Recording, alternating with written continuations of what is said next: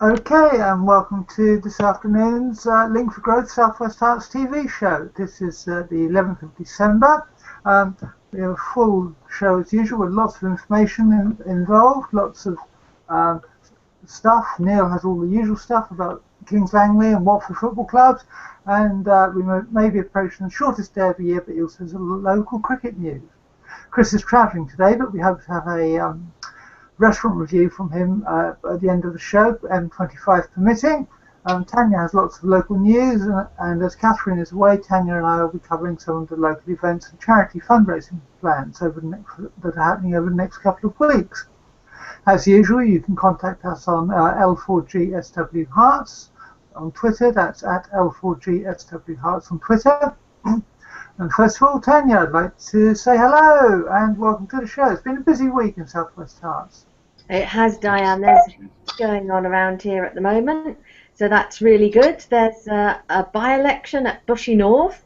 The mayor is doing some fantastic stuff with Christmas cards, and there's a fantastic opportunity to get your garden done. Yeah, that sounds really good. When I was reading it, I thought, yes, it sounds very good. And Neil, great prediction last week, predicting a Watford winner against Norwich, and it's sort of as comfortable as you suggested it would. What's happening this week? Yep, so this week Watford away to Sunderland, so I'll be previewing that game and got some local sports news. Okay, that's great. Tanya, lots of local events coming up, especially as it's December, and as you're covering for Catherine, and perhaps you could tell us about some of the charity news that's coming up. Yeah, there's some brilliant donations being made. One of £14,000 to Watford General Hospital from the Michael Green Foundation, which of course Catherine would normally tell us some more inside information of, as she works with them really quite closely. But there's another one, nice presentation of £1,000 to demand the charity. And they're a fantastic charity too. And there's some charity diets going on. So anyone that wants to lose some weight in the new year, then there's some opportunities to lose the pounds from your waistline and benefit charity too. Okay, thanks, Tanya. But as usual, we start the show off with a quick review of some of the events that happened in South West Herts during the past week in terms of Link for Growth. On Monday we had a coffee at the kitchen in Croxley, who made the mince pies for us last week, Monday evening. On Wednesday we had a Link for Drinks in Foxton House in Rickmansworth. The meeting also saw the start of the Rickmansworth Community Kickstarter initiative for Rickmansworth. Following on is the starting of the similar Community Kickstarter initiative in Watford a couple of weeks ago. The CKI, or Community Kickstarter Initiative, aims to help local businesses and organisations by bringing the whole community together. More details will be announced in January, but it is a really exciting initiative. And finally, we had Link for Coffee at the Mercure Hotel yesterday in Watford, which was, again, fairly well attended. Tanya, you've got all the news.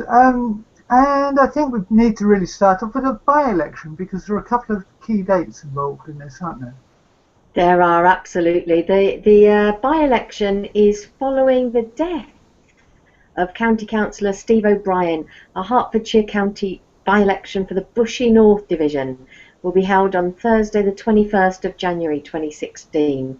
Administered by Hertsmere Borough Council. Now, I'm guessing anyone who has who's involved in this or is affected by this by-election, anyone in the Bushy North Division will already have had something through their door, a card to say that the election is coming up, and they can make sure that they can get registered online at www.gov.uk/register-2-vote, because all of the deadline for candidates to submit their nomination paperwork is 4 o'clock on Monday the 21st of December, so that's a week on Monday. Anyone who wants to be a local county councillor for the Bushy North Division, that's the time by which you've got to have your nomination put together. And candidates' details will be announced on the very next day, Tuesday the 22nd of December, on this website. So that's the hertsmere.gov.uk website. Polling station will be open from 7 a.m. till 10 p.m. on the 21st of January. But you've got to get your vote in, because otherwise you won't be able to have a say in who your next councillor will be.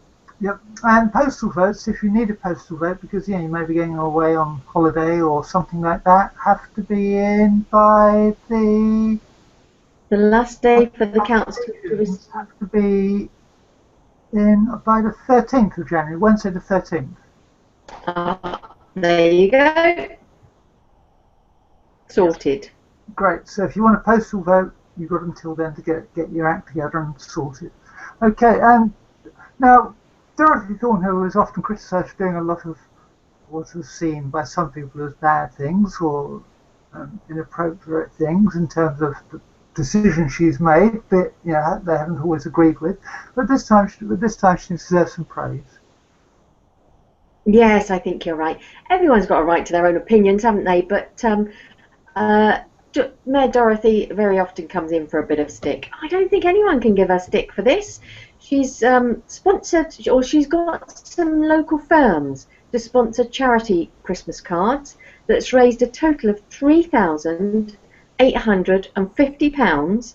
The local homeless charity, New Hope. Now, you know as well as I do, Diane, that homeless charities are close to my heart, having slept out in aid of a different homeless charity last Friday night. And the New Hope charity is a very good charity. Really does help people to get every step of the way, from sleeping rough to maintaining a tenancy, beds, meals, and quality mental health support and development opportunities as well, to get people out of the cycle of homelessness. And this £3,850 just for selling Christmas cards will be a really, really good boost for that particular charity. The Christmas cards have got a fabulous picture of the ice rink at the top of the marketplace, just around the corner from where I am now. And I guess it's a picture from last year's ice rink, which is not quite as big as this year's. This year's an even bigger ice rink, as we discussed last week. But the picture's nice, shows some smiley faces and a good picture of Watford with a nice Christmas card in it. So if you can get down and get some of those charity Christmas cards, that's really great. The card was sponsored by lots of local companies, including Caminot, Warner Brothers, and Sigma Pharmaceuticals, and lots of people. W.H. Humphreys and Son. Who are they? I don't know, but they sponsored the Christmas card anyway. And it's sold in a very good cause. So anyone who finds some, buy them, because they're really, really good. Okay, that's great. And not only, this is time for giving gifts to people and maybe your pets and everything, but perhaps you can, at this time of year, also give a gift to your garden. What a beautiful garden is for you to look out on every day of the year. But sometimes these gardens, they get a bit out of hand, don't they? I know we used to have a rather large garden, and they can get really out of hand. And even a small garden, if you're physically and financially struggling, can be really quite difficult to keep on top of. So this is a great opportunity for community charity. Groundwork Hertfordshire has teamed up with Watford Borough Council to give residents living in Watford the gift of a gleaming garden this Christmas. So the free service, notice a free service for anyone who's physically and financially struggling to keep on top of their garden, is to come in and you'll receive a one-off visit from the friendly Green Aiders gardening team, a morning or an afternoon to tidy up your garden. How lovely is that? Brilliant. They come in one morning, they clear all of the rubbish out and leave you with something that's much, much more manageable for you. They've got a fantastic team of volunteer gardeners in Watford who work incredibly hard to give people back their gardens. So good on the council, again there Dorothy, who's leading this idea, and the Green Aiders from Groundwork Hertfordshire, who are doing this brilliant piece of work for people, helping them to get back to a garden that's lovely to look out on, probably got much, much more wildlife to enjoy in there, and really nice to sit there and just enjoy a cuppa looking out on this nice space again. Okay, that's great. And Morris dancing, now that's something you don't normally associate with Watford, but I know there's a group who rehearsed down at the Pump House on Monday evenings because I photographed them during the summer at some point or other. But Woodside Morrismen are appealing for new members from Watford and surrounding areas. That's right, they are, Diane. Absolutely, it's a Morris side. They're called a Morris side, aren't they? That's been going for over 50 years in the area. So how fantastic! What a legacy to have in this area. They're flown all over the world to do their Morris dancing, and they have lots of opportunities to dance all over the country. They do a Boxing Day performance in Sarah and a May Day dancing in Cassidy Park, as well as other things. I've seen them myself down the other end of town back in the summer myself. So really, really good Morris dancers. But they're struggling for new members at the moment. They've had a few people move out of the area. So it seems to me that once you're in, you like to stay in. The club currently has 14 members, one of whom travels from Newport Pagnell. So the longest serving is Dave Pearce, who's been a member since 1972. So they really do. They're a nice bunch of people who like to stick together, and they're looking for more people to join them. Having moved out of the area, they need more new blood, some younger blood they're looking for, or some new, some experienced Morris dancers moving into the area. Either way, I'm sure they'll be very happy. The Morris dancing is an ancient British thing, and it involves teams of dancers wearing hats and bells on their legs, waving handkerchiefs, sticks and swords to folk music. So it's a real traditional, fantastic thing. If you're free on a Wednesday evening at 8 p.m, starting after Christmas on January the 6th, then get down to the Pump House and join them. Okay, that sounds good. I mean, oh, I don't know what's happening. I'm getting feedback. I know that I knew someone who was in a Morris troupe, and they seem to just enjoy it and have a good time and enjoy the beer as well. But I think you're absolutely right. But thanks for that, Tanya. We'll be coming back to talk more about Dens and your night out last week a bit later on. But in the meantime, Neil, can you do my lottery tickets, please? I don't have as much luck on them, unfortunately. Oh, okay. But as you predicted, and I think credit to you, Watford did win, and they did win reasonably comfortably, judging from the scoreline at least. Yeah, the game started slow with Norwich holding out and not a lot of chances, so it looked like it was going to be a tight game. But after about 15 minutes, Watford pretty much took control of the game. It was a very impressive performance. Yeah, and I mean, their manager, Alex Neal, said that he didn't think there was that much difference between the sides. Would you agree with that assessment, or do you think he's... No, absolutely not. He's talking up for his own fans there. Watford were far better. All the pundits said so. We're getting a lot of that this season. Every single manager seems to think the team didn't turn up on the day when they come to Watford or play Watford. It's just a case of everyone keeps underestimating how good Watford are. Totally controlled the game. Our forwards bossed their defence around, and it was an easy win in the end. Yeah, and before the game, Sebastian Bassong, who's the centre half for Norwich, was saying that he'd be able to control Dimi and Igalo because he's trained with them last year when he was on loan, and that wasn't the case, was it? Not at all, and I'm guessing he'll be getting some stick from some of his colleagues because he was run ragged by Igalo. He couldn't get close to him. Igalo's strength told, and he got a goal and a penalty. So, yeah, Basong had a bad day in the office.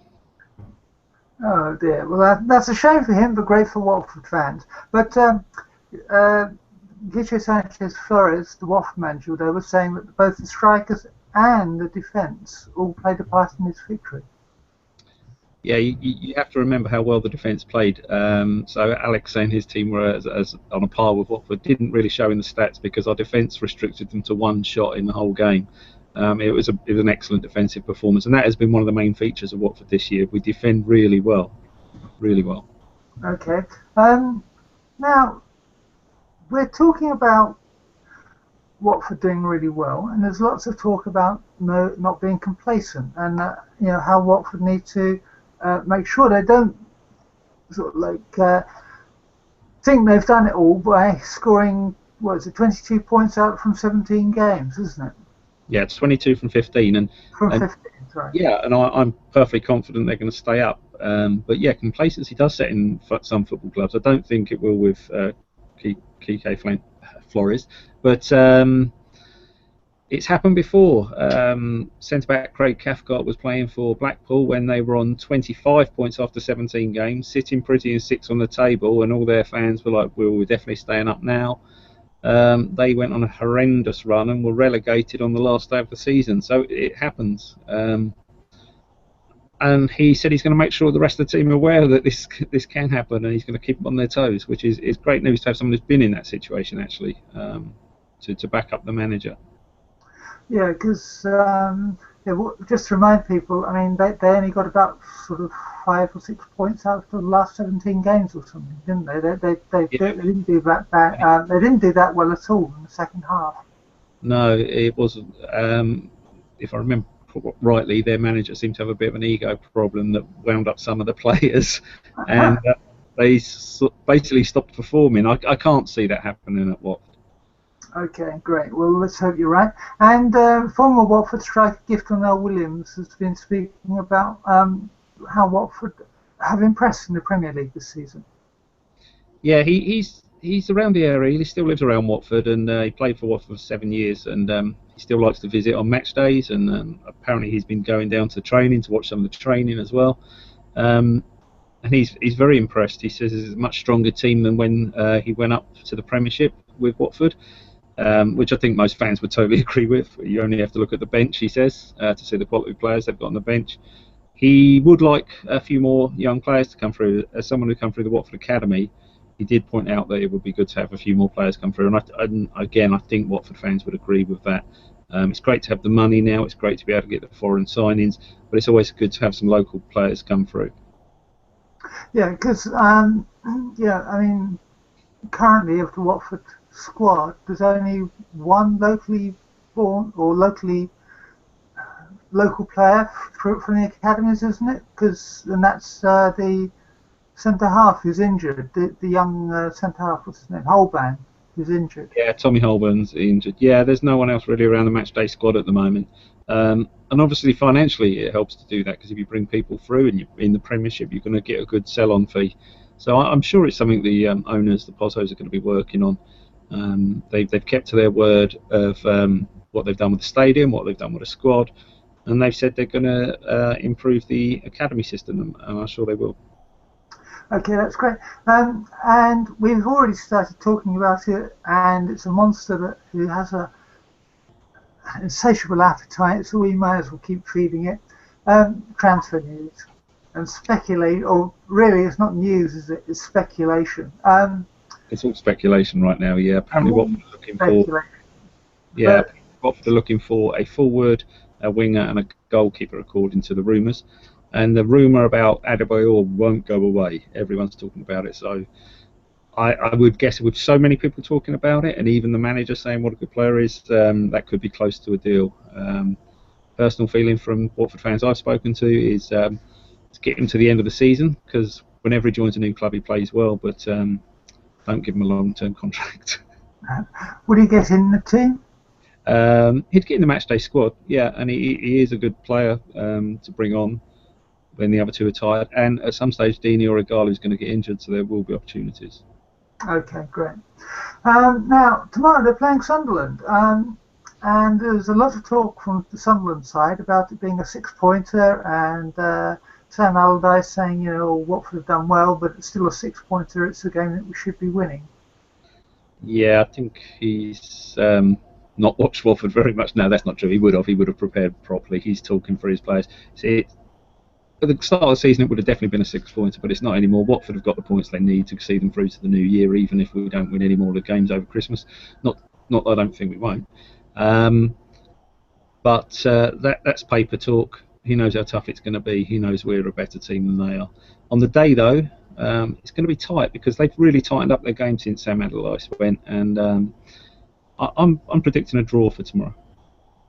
Okay. Watford's still got a couple of injuries, while Sunderland have got 1 or 2 players returning, haven't they?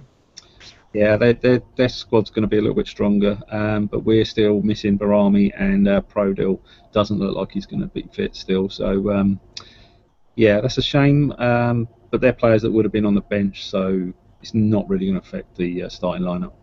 Okay. And Troy Deeney has the opportunity to make history if he scores tomorrow. Yeah, first ever Watford player to score 5 matches in a row in the top flight, if he does. He's already got the legendary status of being the first player to get 20 goals several seasons on the trot, so just another record. He keeps racking them up. Yeah, he's certainly a great buyer, wasn't he? Yeah, he's after his troubles, he settled down and worked really hard, and the club were loyal to him, and he showed the loyalty back, and he's took that into the Premiership, which is always a question, stepping up from the Championship to the Premiership, but he's done really well. Okay, that's great. Kings Langley, after 2 defeats the previous week, got back to winning ways last Saturday. Yeah, that's really good news. That was really vital after 2 losses, but 3-0 win away to Aylesbury. Great result, takes them back up to 6 in the table. Few points off the 4th place playoff place, but they've got a game in hand. But the Christmas period is going to be vital. The manager says so, Paul Hughes. So they need to at least maintain their position over Christmas, but they'll be hoping to gain some points on the teams above. Yeah, and they're playing their next games at home tomorrow, isn't it? Yep, Potter's Bar, which they'll be expecting to win that. So good luck to them. Okay, well, as I said earlier on, we're coming up to the shortest day of the year. You know, that's less than 2 weeks away, and it's the middle of winter, and it's dark when I look out the window here at the moment. But there's cricket news, and it's quite significant cricket news if you're a Middlesex fan, isn't it? Yeah, and if you live locally and just like first-class cricket, it's fantastic news because Middlesex were going to be playing some of their games at Merchant Taylor's School. On the 29th, the 4-day game on the 29th to the 1st of June, and they will also be playing in a 2020 match on the 2nd of June. It's not very often we get to see first-class cricket in the area, so I would highly recommend anyone get down there. Yeah, and they're also playing at Radlett as well, aren't they? Yeah, they are. I haven't got the dates of that. 7th of June in Radlett, yeah. I'm not sure if that's the first time at Radlett. I know they've played at Merchant Taylor's before. But they do this first-class cricket clubs. They do like to tour and try to gain new fans by touring the area. So, yeah, it's fantastic. Okay, that's great. And Steve Finn, Watford-born England fast bowler, has been training with Watford Football Club. Yeah, he's desperate to get back into the main setup, and fitness-wise, I guess that's going to do him a world of good. And he's now in contention for the main squad after being called up to the Lions, the second tier. It needs to happen as far as I'm concerned. I don't see how England can win in South Africa unless Steve Finn's in the squad personally. I think he's vital. So let's hope he can make it. Yeah, because he came home injured, didn't he, from the previous tour when they were playing against Pakistan. Yeah, and it really told. It really told on the team. We didn't have that cutting edge attack that he's got. He's got a real good skill of being able to close innings out and knock the tail over, and we missed that. Okay, well, thanks for that, Neil. Lots to look forward to this weekend, and of course next weekend is our last show of the year, so you'll be previewing several games for us, aren't you? Yeah, very, very exciting Christmas period for Watford with lots of big games to talk about. Yeah, so yeah, something to look forward to next week. Okay, thanks for that, Neil. So there are quite a few events happening. On Saturday, on the 12th, there's festive coffee morning in aid of the Michael Sobel Centre. South Oxy Choir are singing tomorrow evening down at in South Oxy. You can get all the tickets and everything. We've given you all the details previously, so I'm just going to skim briefly over days. The Santa Dash on Sunday, on the 13th, which is taking place in Hemel Hempstead, starts at 10 o'clock. But it's too late now to register online for the Michael Sobel fundraiser. But what you can do is you can go along on the day with your dog and pay your registration fee and take part in the event then. That's done on the Riverside in Hemel Hempstead, and it starts at 10 o'clock. And the Watford Women's Centres on Monday start their enrolment week for the spring term courses. They've just had a party today for those who've successfully completed the courses this term. In next term, they'll be offering all the usual courses such as English spoken as other language, some basic maths and IT courses, as well as more crafty-based courses such as sewing. So as usual, they'll be offering a wide range of courses. You can get more details from their website, and you can go in and enroll on the course anytime between 10 and 3, any day next week.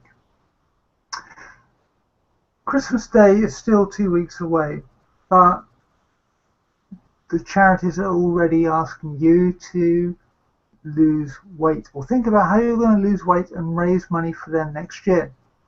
So the first charity who are doing this is the Peace Hospice Care. They have an informal information session on Monday the 14th of December from 5 to 7:30 to find out how you can take part in their Pounds for Pounds challenge, which starts on January the 7th next year. So if you think that you might overindulge and you want a good reason to lose some weight, and you live in the Watford area, that's probably your first port of call.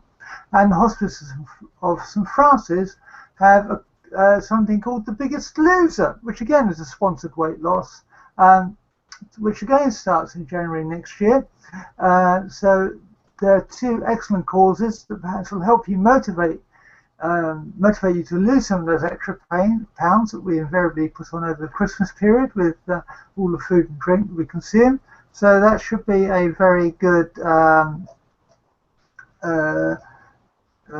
way to help people lose weight, because I think it's always better if you do it in the group and everything. But now we're going to go back to Tanya because we're going to talk about dens. And the reason we're going to talk about dens first is that last week we talked very briefly about how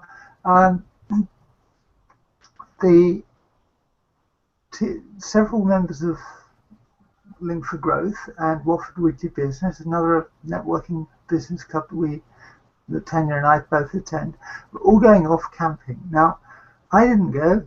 I'm too much of a wimp, but Tanya's made her nails. She's strong as anything. Tanya, how was it? Yeah, made her nails completely, absolutely.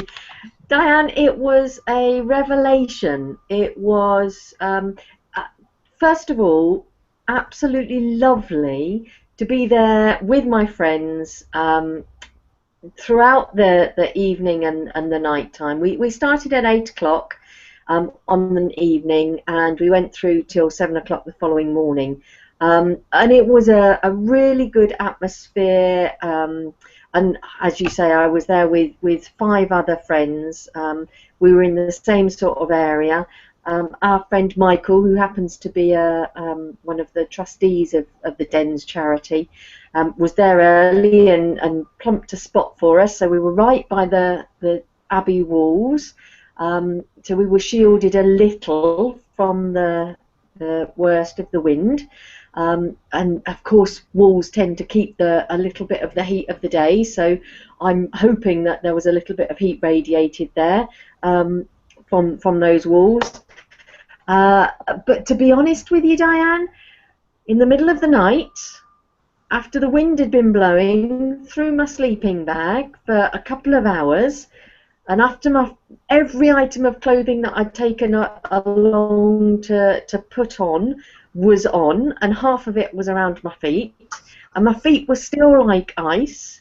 At that point, about 4 o'clock in the morning, I decided that I needed to get up. I couldn't lay there any longer, and I had to go for a bit of a walk. Thankfully, the cafe inside the Abbey was open all the night long, so I got to go for a wee and a cup of tea in the middle of the night, thaw out my feet, and warm up again, just in time to go and get another hour's relaxation. I'll call it relaxation because it wasn't really sleep, on that very hard floor with the cold coming up underneath me, and it really was quite uncomfortable, but there you go, that's how it was. And for us, there were 6 of us amongst many, all friends, all looking out for each other and supporting each other. It was quite a pleasant experience. Just imagine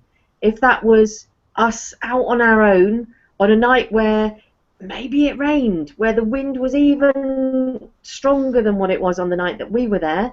That would have been even worse, even more uncomfortable. So I just was very, very grateful that this was just me, rather than me doing it for charity, rather than actually doing it for good. And it is such a good charity. It's a fantastic charity. They're at the front line tackling homelessness and poverty in the Dacorum area, giving people a chance to build a better future. And the home that they have that helps people over a period of up to 3 months over there in Hemel Hempstead is a fantastic resource. Really does help people to get back on their feet, equipping them for education or for employment, and creating an income for themselves in the future. So it was a really interesting and sobering experience. Thank you very much, Diane. Yeah, really fabulous. I mean, do you know how much was raised overall? I thought I had figures this morning. I don't remember the figures that we heard this morning. I know that I've got about 150 to 200 pounds myself. So I think did they say 700 pounds this morning? I'm not sure, Diane. Yeah, I thought it was 7,000, but I might be wrong. But Chris has now joined us. Chris, I know when you described it to me, you briefly said the thing that really brought it home to you was when you were in the car on the way home. How hard it is. Yeah, can you hear me all right? Yes, we can. Yeah, so, yeah, I mean, it's in a moment of reflection, it's quite sobering to just think that, you know, we did that for one evening and unpleasant it was, but then the next minute you're up, you've got a cup of tea, get in the car, roasty toasty with the heater on, and go home, get 3 hours kip and a couple of hours kip, have a bath, and then you're good to go. And the homeless people have got, you know, they're just back on the street again for another day, another in the cold, and then facing another night of more of the same or potentially worse. And you know, you can't imagine that horror, really. Yeah, exactly. Well, on a more pleasant note, though, Tanya. Now, Catherine wouldn't announce this because she's too modest about her fantastic set of talents and everything. But she is actually a trustee of the Michael Green Foundation, and so since she won't announce it, I think we can be a lot less bashful and just say, "Well done to the Michael Green Foundation." Absolutely, Diane. Well done to the Michael Green Foundation. Fantastic, fantastic achievement. They have raised a total of £14,000, which they've donated now on Wednesday the 2nd of December to Tom Galliford at the Diabetes Centre in Watford General Hospital. So a brilliant sum from lots of different opportunities that people have taken to raise money. There's been marathons, there's been parties, there's been dances, there's been all sorts of things that they've been doing to help raise the profile and the information that people need to help them cope with and overcome diabetes, and B, to help them support the general hospital. So that's what this £14,000 will be used to. It's for some conference equipment, speeding up essential patient care. So the team at the centre hosted a nice presentation for them, and Joanne Green, the founder of the charity, went over there and presented the cheque to the doctors and nurses, and their next goal, so no sooner have they earned 14,000 and they're on to the next goal of 35,000, which would fund a trial contract for a dietitian for the centre, because diet is so important with diabetes.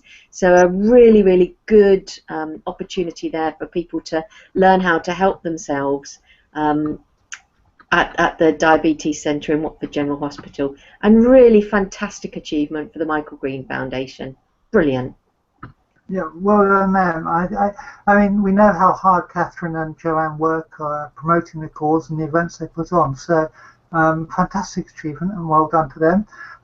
Now, the other thing is they're not the only charity who've been handing out or receiving money. Demand, who are based in Kings Langley, have also received, Abbots Langley, have also just recently received a donation. That's right, they've received a lovely donation of £1,000 from one donor. Persimmon Homes North London's Community Champions is a scheme that people can apply to for donations, and this time it's Demand, who, as you say, is based in Abbots Langley, and they do some brilliant engineering work to transform the lives of people with disabilities.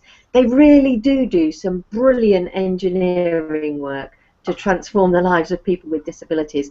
I've seen some of the small videos that they've got on their website, and they are amazing.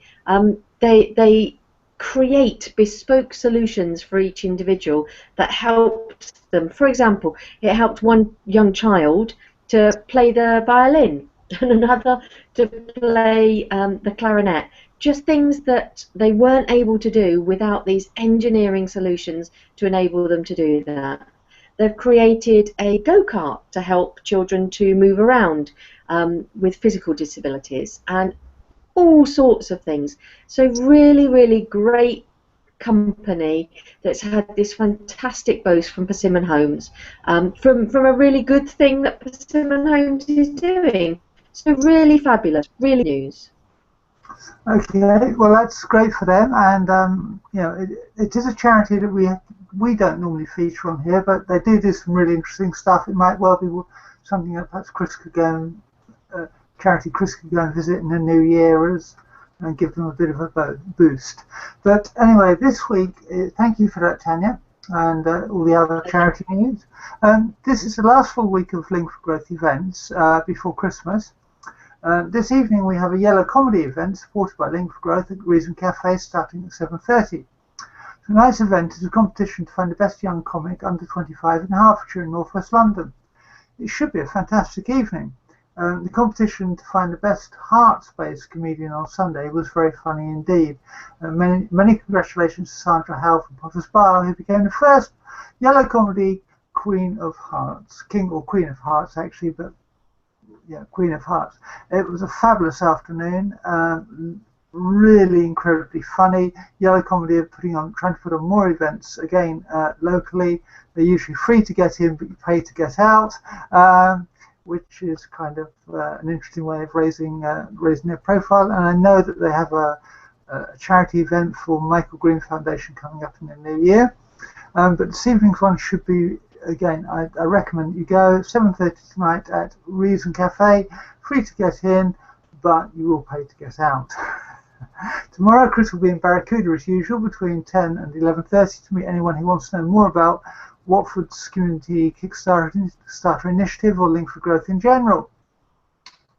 On Monday between 10 and 11:30, I'll be hosting the Link for Coffee networking event at Reason Cafe, again with Neal. And on Tuesday, Chris will be sampling the kitchen's lemon drizzle cake between 10 and 11:30 at Croxley Green. I can see Chris is really laughing here.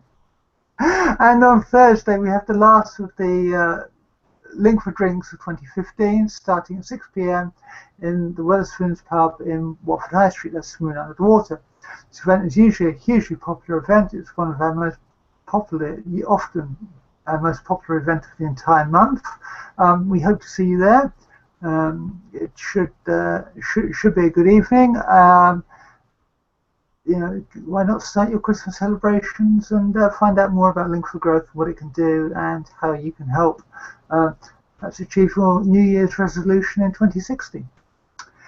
As I said, Chris has joined us, but before that, I'm just going to remind you the first event for Link for Growth event for the new year in South West Herts will be on the kitchen on Monday, the 4th of January, who will be hosting a Link for Growth coffee between 5:30 and 7 o'clock down in Croxley Green, and another opportunity for Chris to try the lemon drizzle cake before he starts one of these sponsored diet programs. Anyway, hopefully Chris, will appreciate that he sent a piece of humour and the ongoing joke about lemon drizzle cake. If he doesn't, tough. But anyway, he's here to tell us about two things. The first thing is that we have a Link for Growth conference coming up on the 8th of January in Missenden Abbey. Chris, perhaps you could tell us a little bit more about what this conference is going to be, who's coming, if people...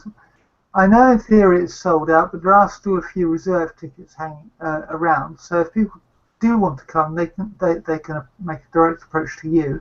Perhaps you could tell people a little bit more, viewers, a little bit more about what it is all about, this conference.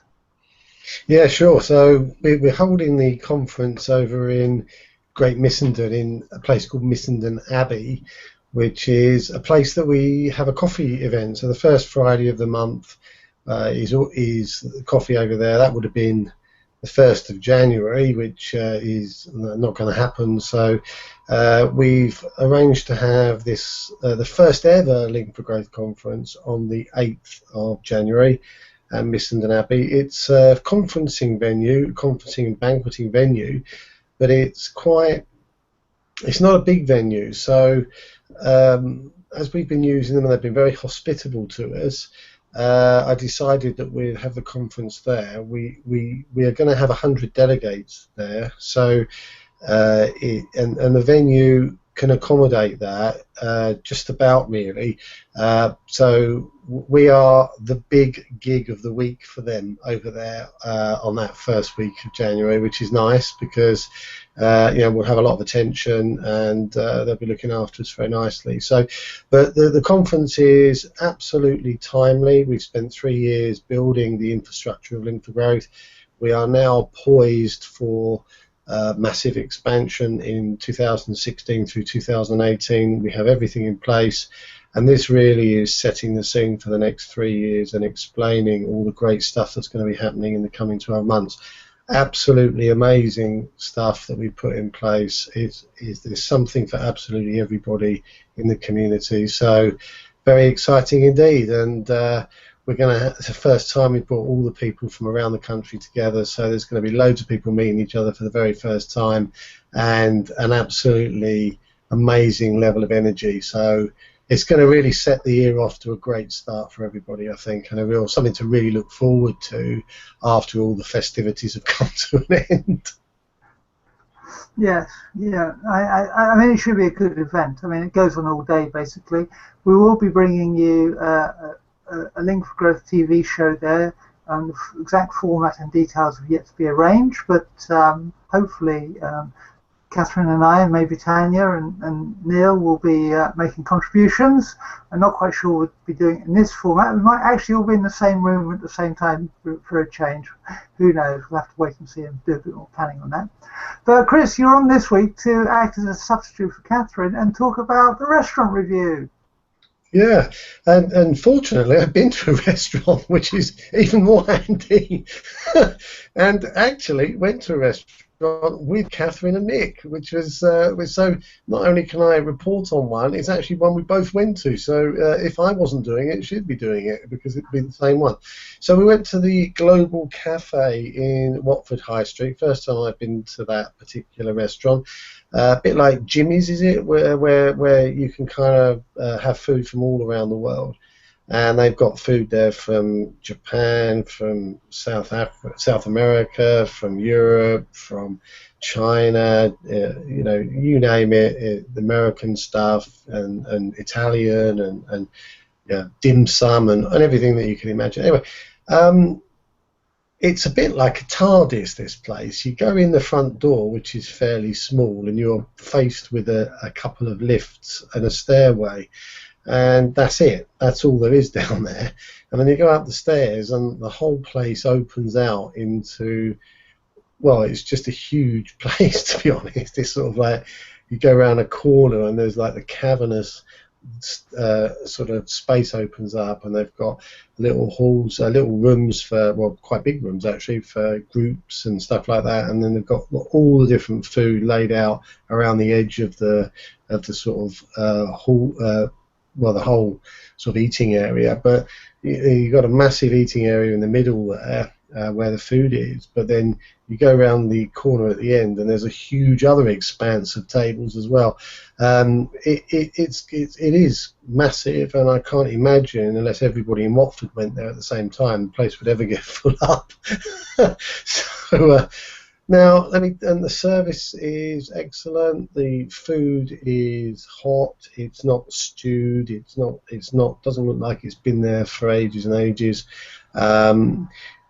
With these types of restaurants, they are basically, I believe, sort of accommodating sort of people who want to eat quite a bit of food and who are probably not going to go for extremes of food. So for my palate, it was perhaps a little bit subdued taste-wise, and wasn't as tasty as if you'd gone to a specific restaurant with a specific style.